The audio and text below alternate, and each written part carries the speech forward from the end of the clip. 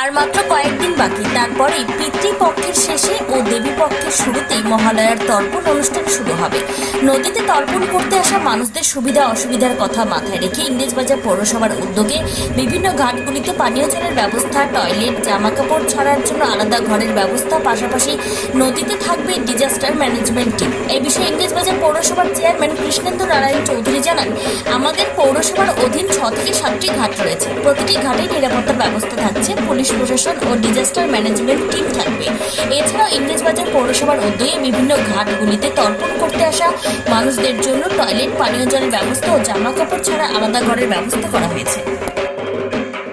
মহালয়ার যে তর্পণ হয় সেই তর্পণ যাতে ঠিকমতো দিতে পারে, ওই জন্য ডিজাস্টার ম্যানেজমেন্ট থেকে স্পিড বোর্ড লাগানো থাকবে। আমরা ঘরগুলো পরিষ্কার করতে, লাইট, পানীয় জল, টয়লেট, ব্লক সবগুলো ঠিক আছে, যাতে ওখানে বা চেঞ্জিং কাপড় জামা খোলা সবগুলো মানে মেয়েদের জন্য কোনো অসুবিধা কিছু হবে না।